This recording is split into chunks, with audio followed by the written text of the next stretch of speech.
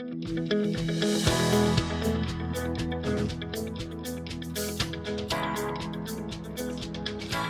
was the worst day of my life when I got the diagnosis. I remember the date precisely, April 22nd, 2010. Multiple sclerosis is where the immune system mistakenly and repeatedly attacks the central nervous system, which includes the brain and spinal cord. For people living in Canada, the risk is one of the highest in the entire world.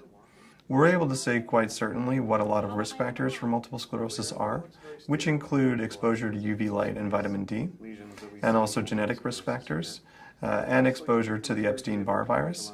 However, there's no one theory of multiple sclerosis that explains everything that we see with MS. Nothing that was important before mattered, and it was as though my life was over.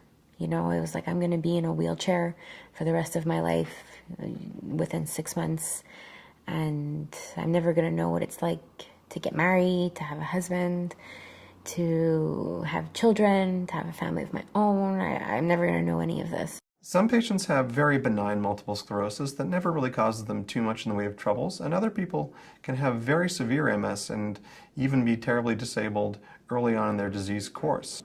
And we know that if we follow people very closely for the first couple of years, we're actually able to give people more prognostic information.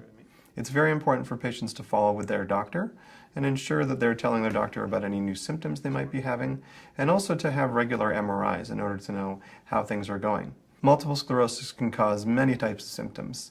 Sometimes vision loss in one eye that tends to be painful, double vision, cognitive troubles, poor concentration, fatigue, depression, numbness, weakness, tingling, troubles with the bowel or bladder. Difficulty walking, difficulty with balance.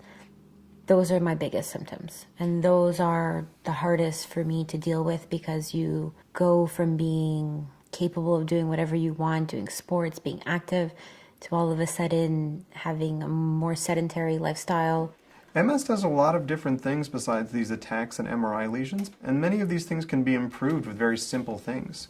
It's possible to help people by sending them to physical therapy, occupational therapy, have them see a social worker, a psychiatrist, a urologist, and all these different members of our team. I try to just stay active. I think it's really important to stay active every day, go for a small walk, even if it's around the block, regardless of how I feel or how fatigued I am. For my mental health, I try to read as much as I can. The field has changed enormously even in the last 5 years.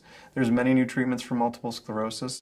I mean, there's side effects that are not always pleasant, but I'll take the side effects over, you know, what could happen. Sometimes people don't want to tell their doctor that the medication isn't working for them, and it's important for patients to know that they're not married to their medication. If things aren't working out, they can move on to a different medication, and that's fine. The goal I have for my patients is for them to live a full and healthy life and to focus on the things that bring them joy. It's my job to worry about the disease. And the way we do that is to work closely together, do regular MRIs and clinic visits, and make sure patients are on the right treatment regimen for them to maintain quality of life. I think my outlook on life is very positive. All the stuff that I was worried about, I was still able to find a husband, get married, have a child. So all of that are very, very positive things, and I think you can still live a normal, balanced life, even having MS. To learn more about multiple sclerosis, visit healthandfamily.ca/MS.